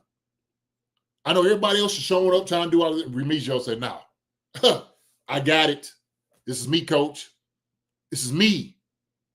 And I love it. We've been watching him grow, Marcus, for the past couple of years. We've been watching it. And so we can utilize him in a lot of different ways. So that's, yeah, man. I like 8-1. Look at it. I don't know what he's going to finish up with, but that's a hell of a catch. The awareness, too, to keep the 2 feet in bounds, too. Did he? That's what I was going to ask. Did he get 2 feet in? Just going up to go get it, man. Shoot. Let me see. 1, 2. There you go. Drag. 8-1. Drag. Get used to dragging, baby. Right. Toe. Toe tap. Get ready for that. Shoot. So, yeah, man. Will. He said, where's my roster, dog? Hey, where is it, man? Where is it? I thought I had it with me. So I'll send it to you, Marcus, so you'll see. Yeah, we'll put it up on Wednesday's show. Yeah. Are we gonna put it up? Ooh, I don't know. No, we're not gonna put it up. This is just for us right now. This is just for us right now. Okay. Okay. We get closer, then we're talking and discussing. Let me get the camp first, and I'm like, okay, so you can do the old like the cross it out. Yeah. Well, hey, look, I think I'm spot on. Right now I ain't counting nobody out. Put it this way: camp is it's a long time. You got preseason. Shoot, anybody could go up there and return guy. Hell, they might drop all the punts. They might drop every return ball. That ain't gonna get you on the squad. I'm not saying it will. I don't believe that in Remigio and Smith and all those guys. I think those guys, they'll handle it. They will. Yeah, I'm curious when you do go to camp. There's plenty of things we'll talk about on Wednesday of like what to watch when you go to camp, what you're going to be watching for. But I've seen Brashard Smith being with the ones at times. I know they've been going with Kareem, Pacheco, even Eli's gotten some touches with the ones. But they've also gone with some Brashard with the ones on offense. They put him out there for a little bit. And that excites the heck out of me. I think Brashard had a touchdown. Like they put him in the red zone and in the backfield. So that's what we talked about was being able to utilize him as a passing back or pass catching back. Having him, man, I think he's dead set going to make the roster. I would put $100 on it right now. But yeah, I think Brashard Smith's going to be someone that to watch not only in special teams, but also too spots. You'll see him get some touches on offense because he's so dynamic. Yeah, no, I do agree. I mean, why wouldn't you have a weapon like this? You want to work him into what you do. But I think our offense is that's what I'm saying. It's not necessarily geared to one guy. That's why we got it tight. We got it tight. All these guys can do what we want them to do, run all these routes. So, all these guys are going to be used. They're going to be used for sure. So, yeah, and him being far away is the main punt return. It shows you how they love him at that punt return spot, and he might have somewhat of a role on offense, but the wide receiver room is pretty deep, so he's got to have this in his back pocket. Absolutely. So let me do it. I'm gonna read this, man, because I wrote this down earlier about things like winning the championship football team. Okay, some of the things that it takes. Number one, this is just real quick. What I have. Number one, have a clear message about how you want to take this, what your motto is, what your creed is. And so you take that with the entire team. Everybody knows where you want to go, what you want to do. Number two, having a blueprint for championships. Reading those guys in Spags have done that. They got a blueprint on how you win. We've seen it. The proof is in the pudding. The success has been there. They know how to run it. They're doing it in training camp right now. So they know what the blueprint is, and everybody understands it. Number three is getting all the guys on the same page. That's what you have to do. So it takes from the top guy to the lowest guy that you think is not going to be on the team. It takes everybody to be on the same page to understand what it is that you're trying to do, what you're trying to achieve out there in camp. So you ain't out there just throwing footballs and, just you're working on technique, fundamentals and whatnot because you're trying to get to the championship. That is vital. It's imperative that everybody understands it. So when you brought into a winning culture, everybody got to understand what that culture means. Okay. Reading those guys do a great job of letting those guys know exactly what it is demanded of them. Number four, veterans have to show younger guys what it means. So the veterans got to be the leaders of this, okay? So when I sit there and I listen to Trent McDuffie, who's only his third year, he's talking about it, you can see the maturity that he has now, the understanding, because he has a guy like Justin Reed and the guys that was there before him. He has a Mike Edwards that's there. When you hit there, Travis Kelce is talking to the young guys, the young tight ends, on how to be. When you're watching guys, Chris Jones, Travis Kelce, Patrick Mahomes, those are the guys that are putting all their time and effort in right now. They're showing the young guys, this is how you beat a professional. This is what it takes for us to do. So if any young guys watching this and they walking off the field, shame on them. They're sitting there saying, these guys that have all these Super Bowls and the cachet and the rings and whatnot, if I'm not following this, then I'm not doing my job. That's not what I'm doing. And so that is vital for the team success, that the veteran guys show the younger guys what it means to be a professional. Okay. And we sit there and we talk about this. And it means, like, your preparation, the meeting rooms, your downtime. Guys are looking at their playbooks. Even when you're downtime, what are you doing on your break? Are you messing around? Are you playing games? Or are you studying your playbook? Are you getting all the vernacular down as far as what you need to do and where you need to be on certain things? That's vital for those guys and their success. And number 5, you got to make sure that, like I said before, the guys on the very end of it are just as important as your top guys. So the support cast has to be made that they're important. So if we're talking about a Nikko Remigio, we're talking about a guy who's trying to make the 53-man roster, that guy who's number 53 has to be just important as the guy that's number 1. And so when you're doing that, so we're talking about success, everybody got to understand that. You're just not as a road and you're just not buying your time. You're just important as a guy like his, okay? You're just as important. And Patrick Mahomes is sitting there talking to these guys, not like he's above guys. He's talking to them like, man, you're my peer, okay? We all got to be on the same page. I'm putting this time in. I'm buying my time in, just like you're doing. We're all over here to get this to be successful. And so this is what it takes, man, for a championship squad to be. And so when I look at other teams out here and what guys are trying to do, they're trying to catch up to the Chiefs. This is what they're doing. Look, all these little sportscasts and all the people out here talking, they can talk all they want to talk about. They can. They can bring all this stuff out and talk how well. What it's going to take is watching what the Chiefs do. And they know it. They know it. They got to do their job. They got to talk about the other team. Because if you don't, the Chiefs are the only thing you're going to be talking about success.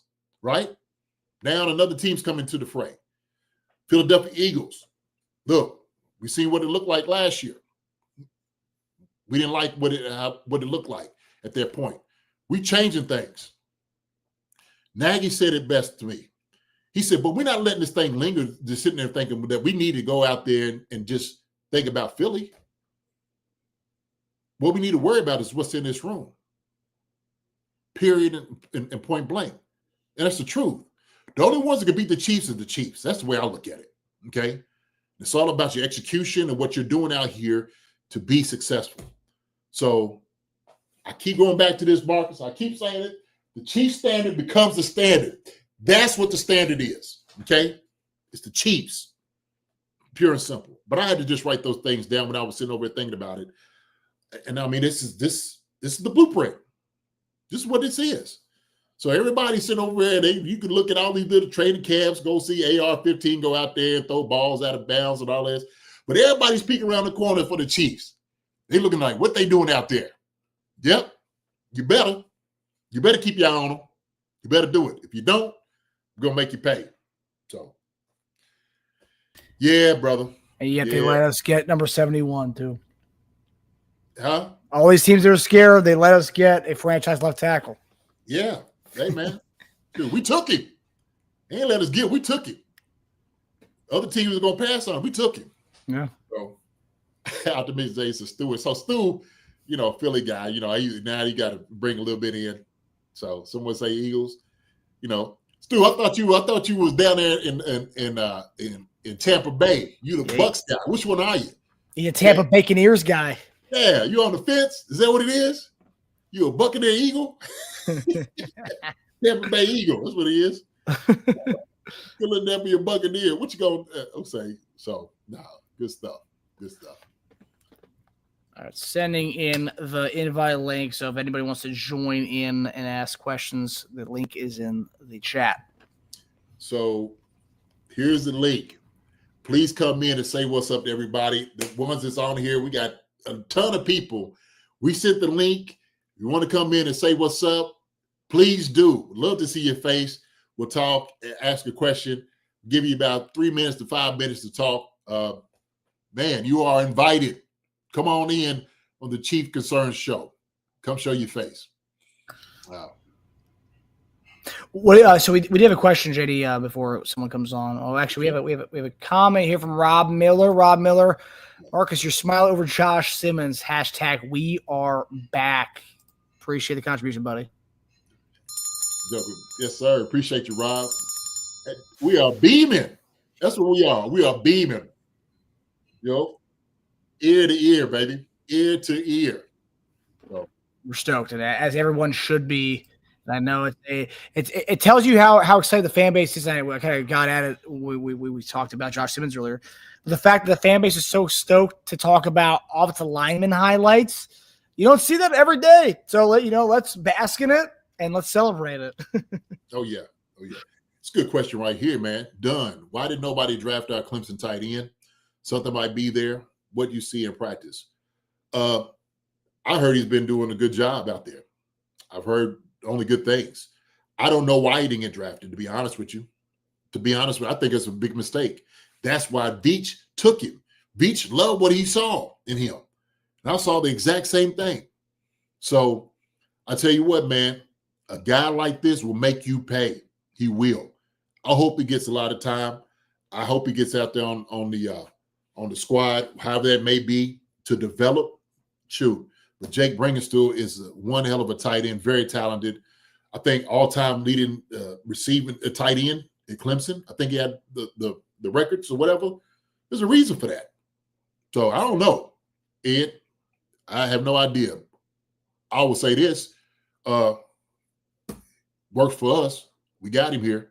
So I will say your boy Robert Tine is turning heads, and I remember we talked about the tight ends when we did our positional shows on Mondays. You kind of mentioned don't sleep on Robert Tine. He's a veteran. He's been around the block. Don't sleep on him. And so far, he's been one of the guys a lot of people are saying, look at Robert Tine. He's doing some damage out there.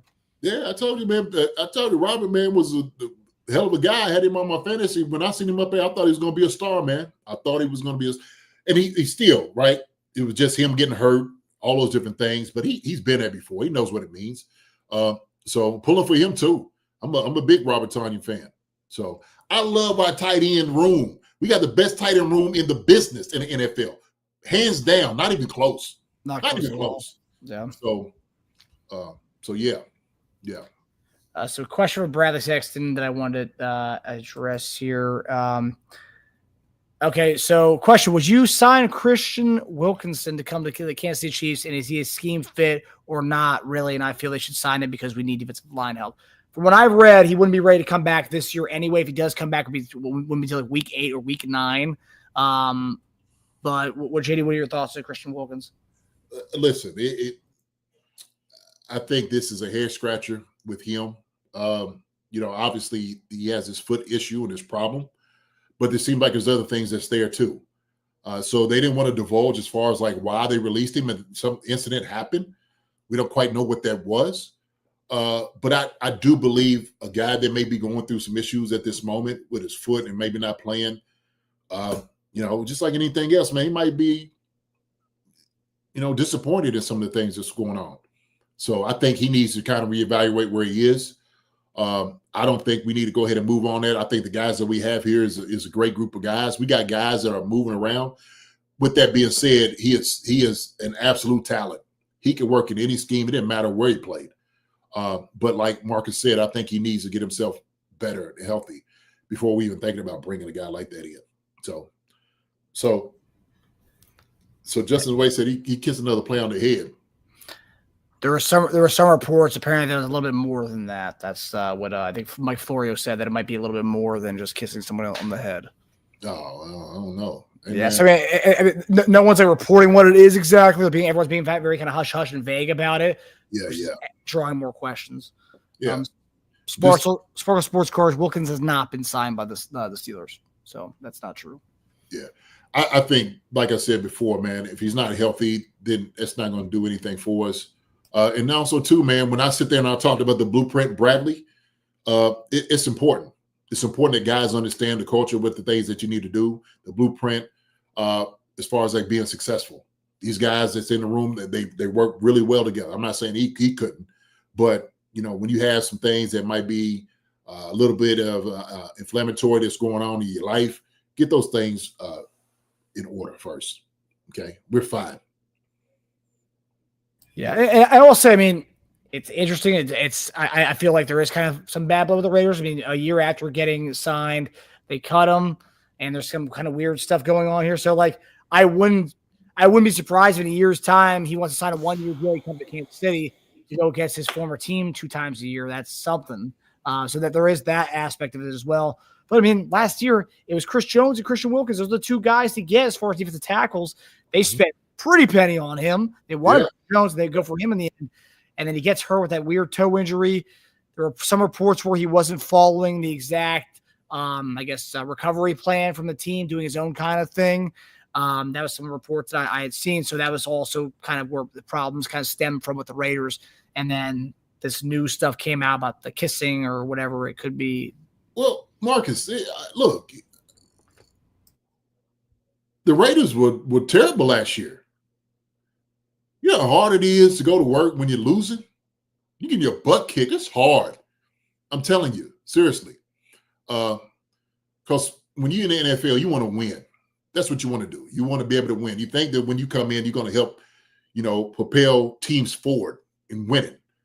And the thing is, if you were in a culture or in a place and the stuff that you're not really, doesn't seem like it's important, or everybody's not on the same page and guys are doing their own thing, man, that's toxic.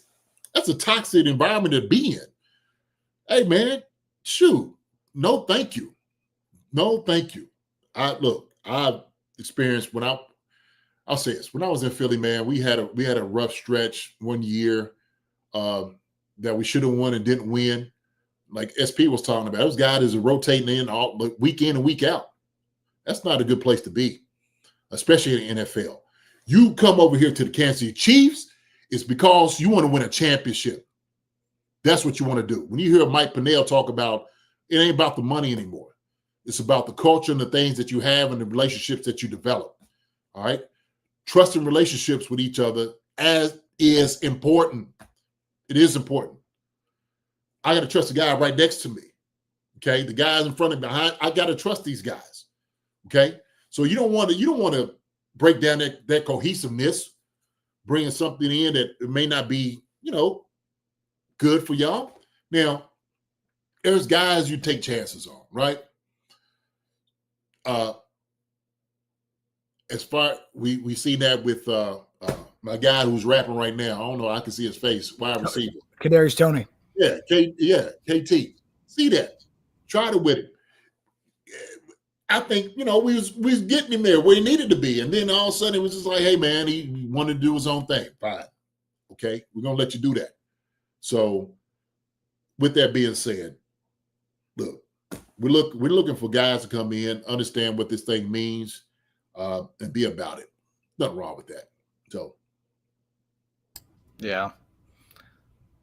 I mean, if I guess whatever was going on with the Raiders, it wasn't like, bad. I mean, I don't know. It's all hearsay and stuff that's not being reported. It's just people being vague about the reports and signaling it could be more than that. But the one thing I did read, there was kind of a misalignment in the way he wanted to rehab versus the way the Raiders wanted him to rehab the injury, because he had the Jones fracture on his foot, and that's where the problems stem. Since then, this other kissing stuff has come out, and really what I'm looking at is what the differences between a team's game plan on how to recover from injury versus his. And JD, I mean, you've seen this stuff before where that can really come between a player and a team. Yeah. Oh, no. I know it all too well.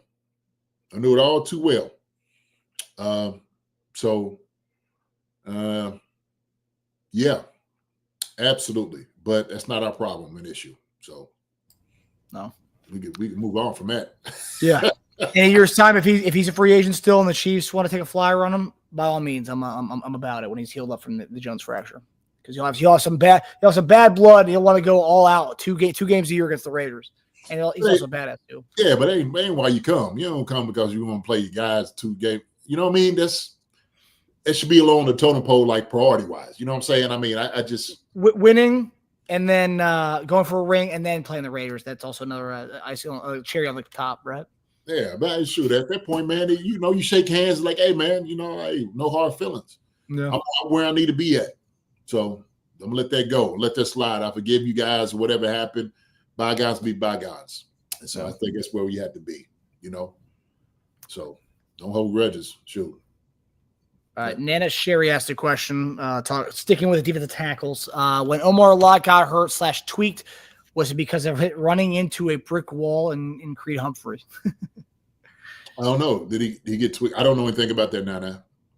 Him being tweaked and hurt and stuff like that. So he got hurt. He got helped off with an ankle injury. At first it was like a lower body injury. Then it turns out it was kind of a ankle-ish foot injury kind of thing, but not an extensive thing. But he was running with the ones quite a bit, and so that does, people are kind of excited about that aspect of Omar Lott. Mike Pennell said he looked really good. So yeah, so we know Creed is a brick wall. So if he did run into that could be the issue. But I think sometimes these things do happen. I think he's going to be all right. So.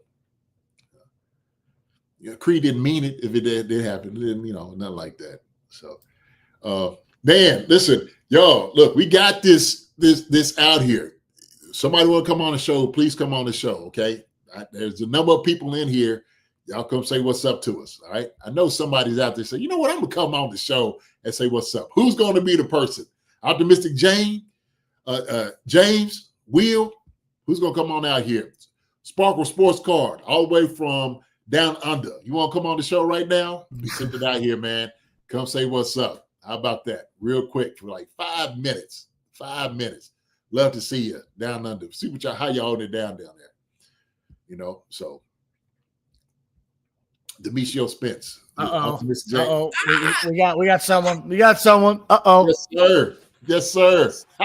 Optimistic James, baby. What up, man? What's up with y'all? Man, we good, brother. How you doing? You doing all right?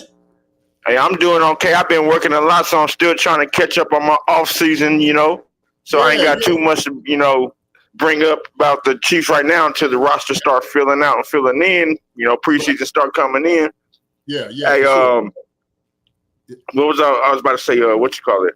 But anyway, heck yeah. I just want to come. I ain't going to hold you up and try to get more information, baby. Hold on the conversation. I don't want to be like, but thank y'all for having the StreamYard now. Man. Be seeing y'all later in the season. Yeah, man. Everybody saying what's up to you, Optimistic James. Heck yeah, Optimistic James. So everybody get to see you, man. And so this is part of the family right here. Optimistic James has been one of our guys, man, has supported us for a long time, man. I appreciate you, brother, for coming out here, supporting us. Man, and coming out here too, man. You always come with some good questions.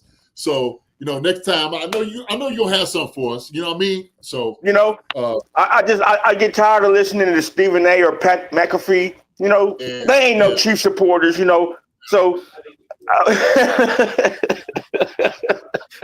haters. They're gonna hate on us all day, bro. That's every year. So it's all good though. It's all good. The thing is, we just keep showing them who we are. We keep putting it on them.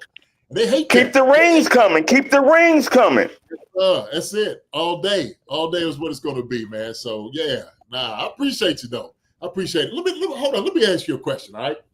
So who you think is gonna be the guy that's gonna get the most carries in the running back room? Let me ask you that. Okay. I know you get the most carries is going to be Kareem Hunt.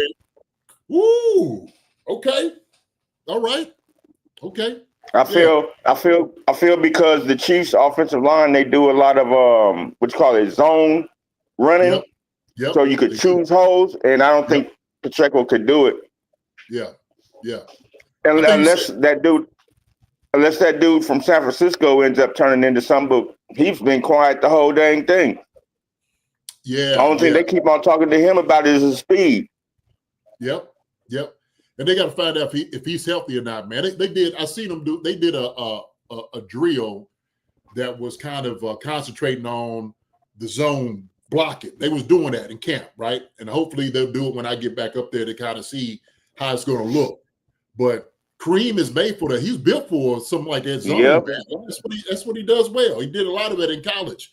And so Pacheco, you know, he can't dance. He just hits home. Yeah, man. Pacheco's boom. Yeah, that's right. So you know, in zone, and you get one cut and go. That's it. So for him, but if you get the man scheme with Pacheco, kind of run downhill where he's not dancing by the line of scrimmage, he's gonna be fine. I think exactly, and he'll be less hurt. It's for sure, man. That's a fact. That's a fact. So Kareem's hitting holes and Pacheco's hitting backs. Exactly. Exactly. But I think, man, both of them gonna be all good this year. You know what I'm saying? With that offensive line, man, you know, we got a lot of meat up there, man, a lot of muscle. Them dudes up there, man, is gonna make some holes for these jokers. So that's what I'm looking for. That's why I think Kareem is gonna shine again. I do too. I look shoot, man. You know, I'm a Hunt fan. I'm a fan of all them guys for real. But I think Kareem, man, they said he lost some weight. He said he's looking good. Yep. So I can't wait to get up to camp to see that too, man. I'm gonna take a break, man, and go watch the running backs. You know what I mean? And some of that. You gonna run away from the tight end to go see the running backs? I got to. I gotta go take a peek. I have to, man. I have to. You know, RBs, man, they the one that's making the money. They had to make sure to get it.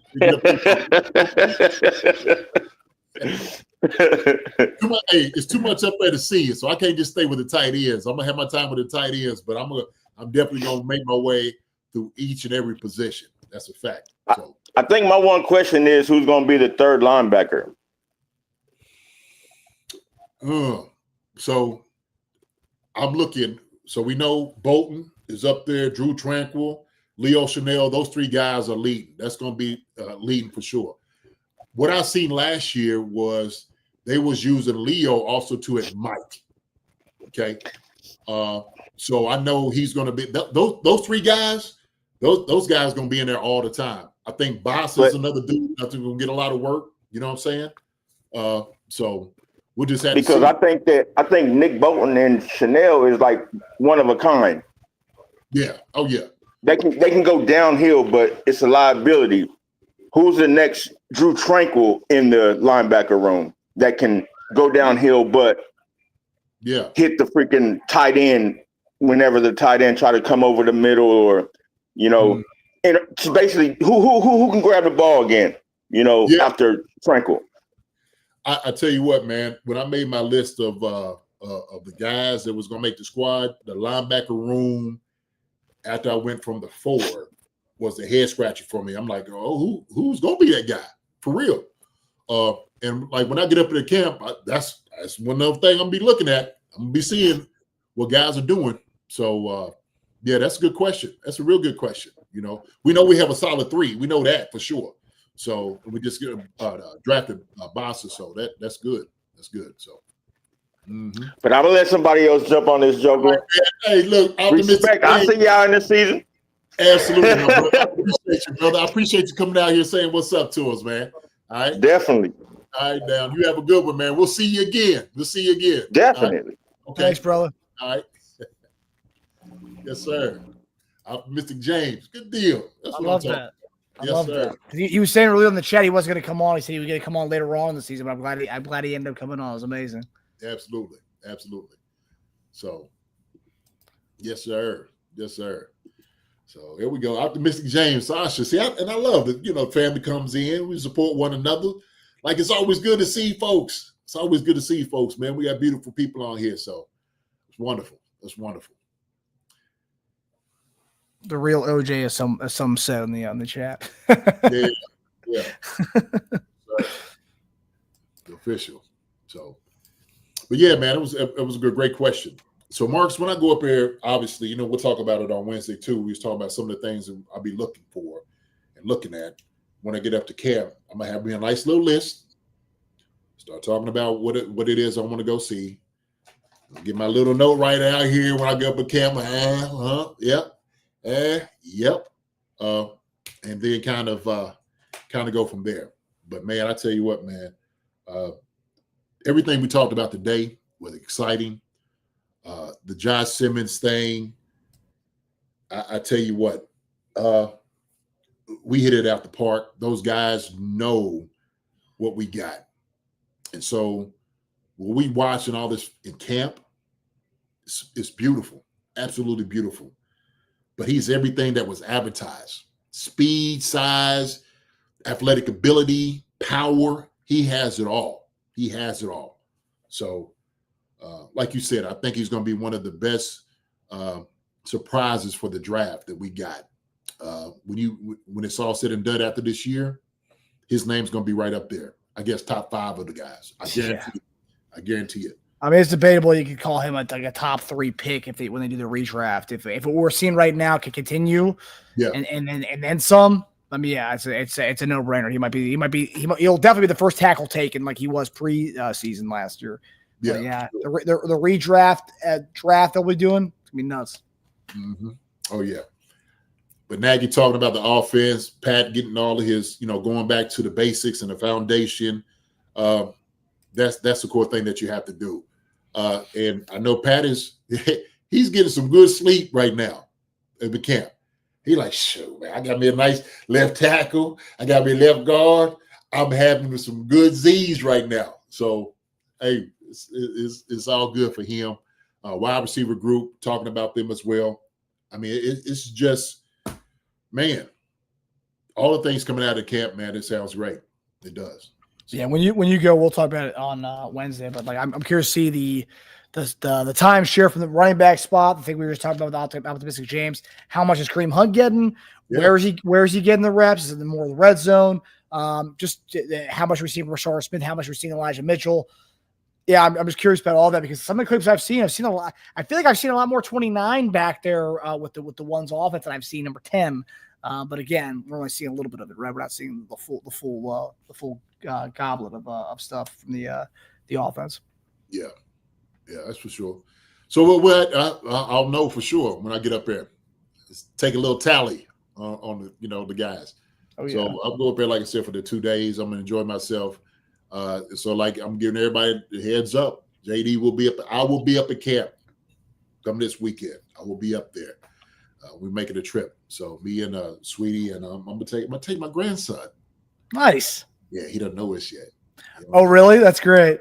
He doesn't know because he'll lose his mind. He'd be like, "Oh my gosh, I'm like, "Yeah, we going." So I'm gonna tell him tomorrow. Make sure he packs his JD jersey and his Mahomes jersey. Oh, absolutely. That's what first and foremost. So, all right, good deal, man. But I appreciate it, man. Everybody, listen. Hey, I hope y'all enjoyed tonight's episode. Some great things being said that we're talking about and discussing. But listen, I can't wait to get up there and see the guys absolutely kill it. Watch Patrick Mahomes let the ball fly out of his hands. These guys just catching touchdowns, TDs. This is what we want to see. Josh Simmons manhandling everybody. I want to see the defensive end manhandling him. I'm sure he's getting a little bit on the side of the business too. As long as more he's giving up, that's all that matters, right? And so for me, man, this is an exciting time. It's an exciting time. But with that being said, I'm sorry you had to part from you guys, but we will come back on Wednesday with a guest. I told you, man, Marcus, I said this, man, we're going to keep bringing bangers. That's what we're going to keep doing all season long. So if you haven't had a chance to subscribe to the show, say what's up, give a like and all those different things, please do. But also, more importantly, we appreciate each and every one of you guys and gals, every one of them. We love y'all. Thanks for coming on, Optimistic James. Appreciate it, my brother. We seen Delmonte Green Beans. Gary was on here, man. Or Greg Rose. Man, we have some folks out here. So, listen, we're going to do it again. We're going to do it again on Wednesday. Marcus says, Delmonte Green Beans says, Marcus Lady's going to think he's cheating, running around looking for oxygen. Yeah. We're going to get you some, Marcus. We're gonna do that. So, listen. With that being said, man, I'm gonna say bye to everybody up here. Look, we had the chat was just absolutely on fire tonight. Thank you for all of it. Thank you. The chat we saw tonight was like a mid-season type of chat. So you guys are like in mid-season part already, and I love it. Oh yeah. Stu said I'm gonna come on soon. I go back with Jason for 25 years. Yes, he does. Friendship does so good. I have some good stories. I'm sure you will. So wonderful thing. PG stories, Stu. PG stories. Family show. Yeah. So it's going to be all good. You enjoy it. So with that being said, I'm going to say bye to everybody who optimistic James. Thank you, Linda Hunter, Wishy Hall, Chiefs fans from SoCal. Hold it down out there. Stu, I see you, my brother. Sponsor Sport Cards. Come on the show. We want to see if I'm down under. We want to see if I'm out there. Justin the Way, appreciated my man. Sasha, thank you so much. Demonic Green Beans. We're going to get Marcus those oxtails, man. We're going to get it for him. Gary Holland, Lonnie Pyramid. What do you say? Man, how come don't worry about our squad incoming? Through the roof, baby. Through the roof. Lonnie, good to see you, my brother. Nana Sherry, thank you so much. Greg Rose, Hearts and Roses. Will out here. Appreciate it, my guy. Also, too, I seen Hannah was out here. Let me see. Rich Cooper, Laura Zingzer. Oh, man. Demetrio Spence. Gary Holland. Let me see who else we got out here. Man, it was good, man. Good chat tonight, man. Really good chat. G Pitt was in the building.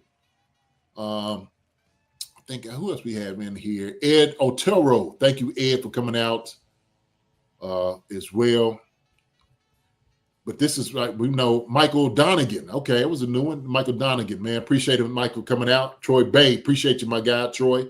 Good to holler at you, man. Come out again. California Chief. Good to see everyone. Good to see you too, California Chief. So let's see who else we got out here, man. Stanley Mooney, John Clifford. I ain't seen John. What's up, John? Good to see you, John Clifford. Always good seeing you, my brother. Rob Miller came out here, threw a little something to us. Rob, appreciate you, my brother. Appreciate that, man. Joe E. out here as well. Nafis Foster. Thank you, Nafis. My guy. Who else we got in here, man? Shoot. Man, like I said, man, the chat was jumping tonight. Absolutely jumping. Pono Kawhi. Pono. Stanley Mooney. My brother. Who else we got here? Troy. Yeah, Bay. So they said that as well. Let me see. Who we got? Oh, JCP 4000. Thank you, JCP 4000, for all of that. You were saying Jason Tarbox. Who else we got out here, man? Cole Kelher. Thank you, Cole, for you giving your input earlier, man. Let me try to think.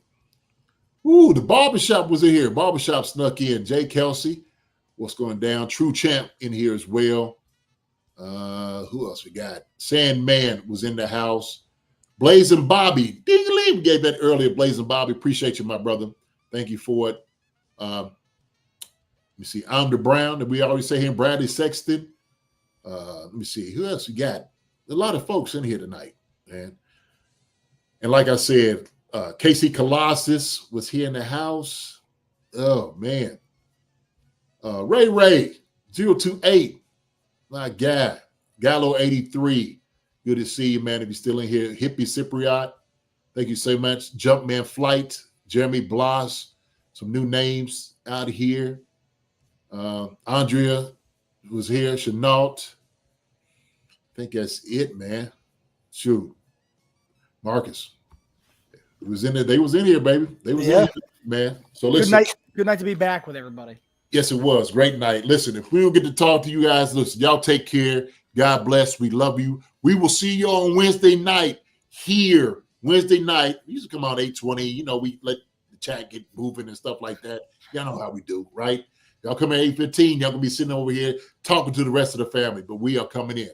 Okay. And we have a guest on Wednesday. JD mentioned we have a guest on Wednesday, and this guy knows Josh Simmons very, very well. And we're gonna get to know a little bit more about Josh Simmons on Wednesday night with the special guest we're gonna have coming on here. So definitely be here 8:20 on Wednesday. 8:20, man. Listen, y'all take care. Love you guys. Love each other the way you're supposed to love each other. That's how we do out here. We love you guys. We appreciate you so much. We will see you on Wednesday night. Take care. God bless. Marcus, my brother. Love you, my brother. Man, the tent looks awesome. It looks awesome, man. Man, you like it? Yeah, the little blinds. Hey, looks good. All right. Y'all be good. We will see y'all then. All right. Good night, everybody. Good night. Hi, everybody. Thanks for watching. Subscribe here to get the latest from the show. Also, be sure to check out the best clips from Chief Concerns. And if you prefer to listen to the show, subscribe and follow us on Apple Podcasts, Spotify, and anywhere else you get your podcasts.